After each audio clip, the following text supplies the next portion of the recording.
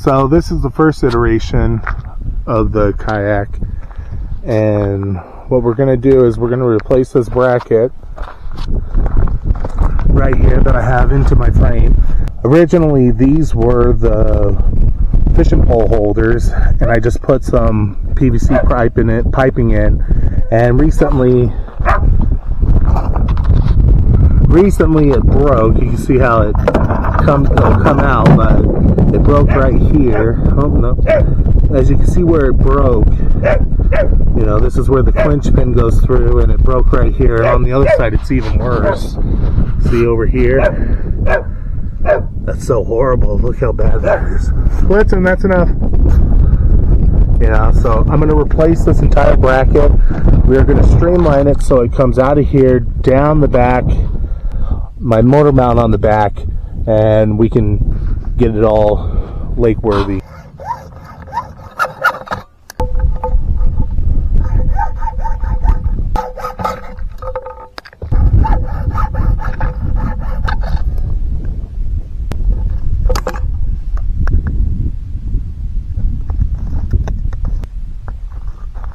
I'm just doing this to get the inner shavings off.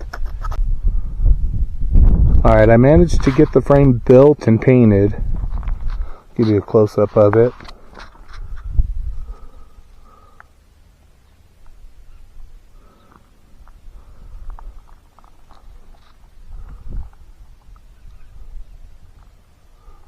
And here we are with the Outriggers.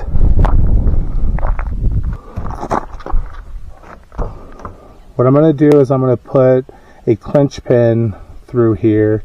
That way I could take these off. And then do the same on that side. And just make it so I can pull these off and then put them on when I want them. With that one having a shelf, I'm going to put my ice chest on there. But I gotta say, I've been watching too much Real Civil Engineer, because if you know him, that is a very strong design. Oh my goodness, how did you do this, dude? My head hurts just watching this. And it like looks good as well. Not that matters. Alright guys, this is the final pieces that I need to spray up for right now. I need to get a couple more feet of 1.5 PVC pipe to get the rod holders. This will hold the rod holder, and then we'll attach into something, and then this is a motor mount. So I'm just going to get it sprayed up so that it's the same. For that speckled pattern, I just took a screw and I just screwed the dickens out of that lid so it'd mess it up a bit. It also helps that it's a bit breezy, and if you just spray it high, they kind of just splatter themselves. Let's see if I can get it to do it. I have these black and blue, so we'll try it out. This one's really messed up. Oh, I don't want to do that. Don't want to put it too close, but you see how it's... We'll do a close-up in a little bit.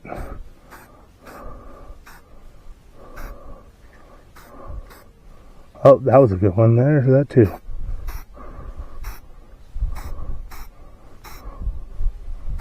Alright, so you see there how it has that speckle pattern? We're just going to keep repeating it until it's all nice and black and blue. Black, blue, and white. If you mess it up, it don't matter. Happy little mistakes. See? Like that. And then come over with the blue. Do that. Boom, boom.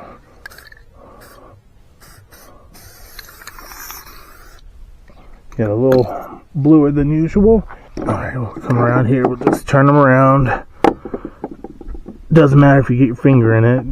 It's going to be all camo-like.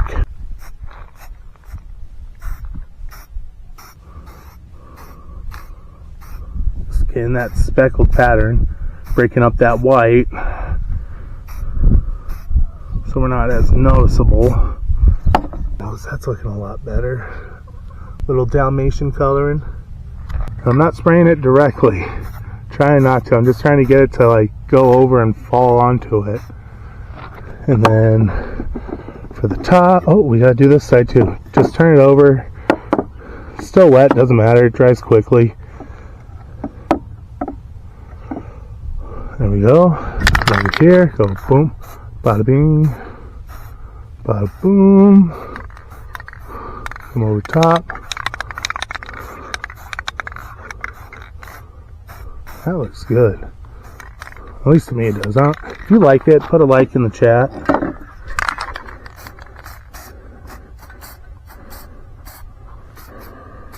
That was a good dollop on that middle one. Kind of ruined it with that. We'll go over it again. There we go. Alright, let that dry pretty quick. Let's do that so it goes all the way around. Get that nice airflow. Yeah, it's pretty dry to the touch. Alright, now with this motor mount bracket, we'll just slide that in here. We'll shorten this up, put it closer, and then make sure everything fits with my trolling motor. But all that's left is gluing it up, sealing that hole with the gasket I have. I got this pipe plug, just goes right in there. It's a little old, a few years, still works. And then I'll just chop it off about 1.25 inches. And then over here, I'm going to do an anchor setup, something like this. Maybe put an S-hook on there, on the anchor, so that I could just hold it there. Maybe a deep S so that it doesn't slide out so easily. And then this line, while the anchor is out in front and the taut line's going that way, if I want to bring that line to me, I just pull on this, and while it's all extended, this carabiner clip will slide along this rope, and I will be able to pull in the anchor, and it'll go all the way up. It just slides. I've done it before. It's a really nifty little setup. I may have to extend the length of this rope because I don't want it so taut like that. I kind of want it just to drape around the side here and come up all loosey-goosey, and then I just tug on it because it'll be real tight. It's going to go out like this. Real taut. It's going to come out like this, and it's going to go across my leg and foot, and I really don't want that. Now the thought for these holes right here is I just get one long enough for this. This is like just a test piece. I'll get one that fits in there or drill a new hole for it. We'll figure it out. Do that. And I'll get one for back here. And bada bing, bada boom. I have a paddle rack. And there we have it all put in. Still have to glue it up, but it's making progress.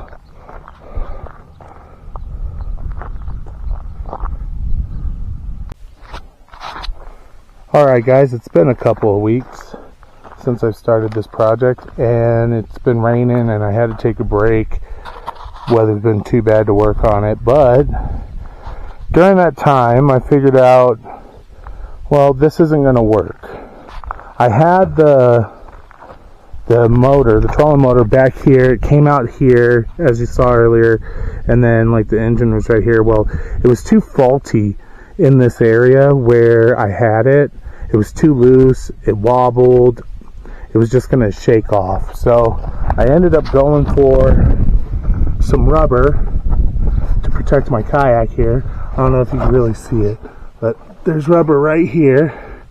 And then I have the mount going into the rubber so it's not causing a hole in the plastic of my kayak. And in that being there, I had to come through here. This is just a mock-up. I still got to get the right length of PVC in, but this is to give me like a semi-solid idea of what's going on. Alright, I got the outriggers up here. They'll come down. We'll have attachments for the sides. We'll come down through here. We'll have some stuff we can screw in to hold our paddles and whatnot.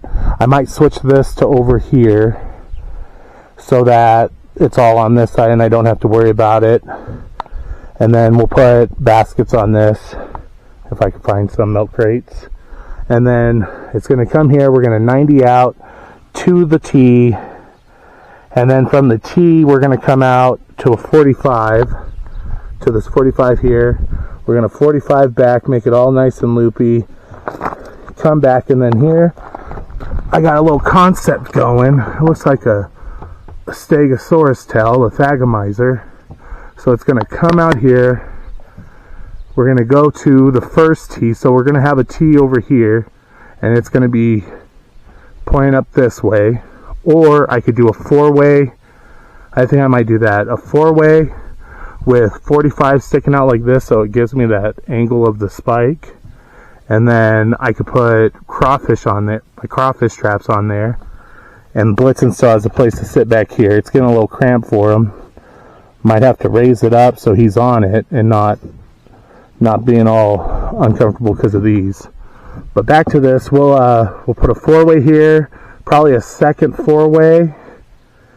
Do 45s up with a little spout. We'll do a longer spout than this just so that it holds onto the basket, and we'll just have a little thago rack right here. And then Nessie will have a spiky tail, and she'll be the actual lake monster she needs to be. And then this one expands out, but I don't need that because I have an attachment that hooks on here, and then it goes to where my seat is up there. But that's the progress for it right now, and we'll finish it up. Alright guys, we got it done for the most part. I still have like the button up to do, but look at that. Would you look at that? Look at that frame. Doesn't that just look beautiful right there? Frame's all done. I just have to glue it. I'm going to put posts in here so that I can have my fishing rods up in there. And then right back here I got to finish up. Had a problem with the 45-degree elbow, but it's going to have one on this side, and then I'm going to repeat it over here. And this is going to be the thago rack, and it's going to hold my crawfish traps. And when I'm not crawfishing, I can put a fishing pole back here while I'm on the bank, and then all of the other spots where I could put a fishing pole, and just not have to worry about having fishing pole holders anymore when I'm out. They're built in now.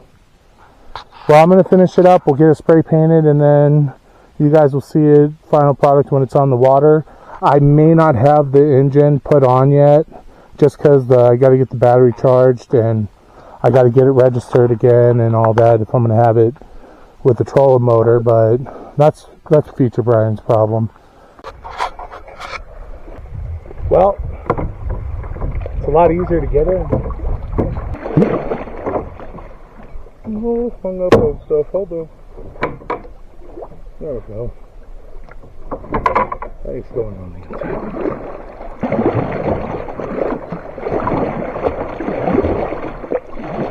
Well, the track's not too bad.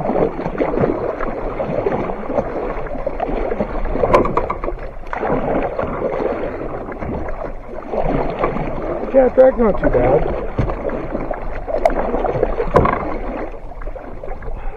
Made a dumbass ditch on the dumb, and I forgot my rod holder, the one that goes on my kayak, but it's alright.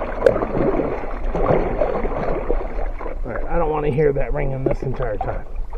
I'm pretty sure you don't either. Yeah, track's not too bad, you know? It's a lot better than when the Outriggers were right here. I kept hitting them with the paddle. No one likes to hear that. It's like boom, boom, boom, boom, boom, boom. There's a guy up there camping. I bet he thinks I'm crazy just talking to myself. He kept looking at me like I was psycho.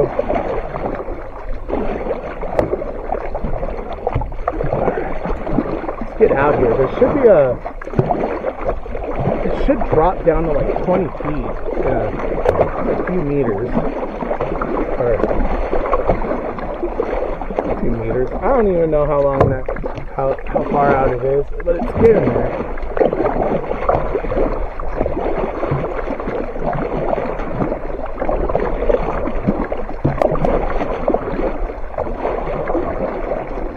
don't even know how far I am. I'm not that far. Yeah, it floats pretty good. It tracks pretty well also.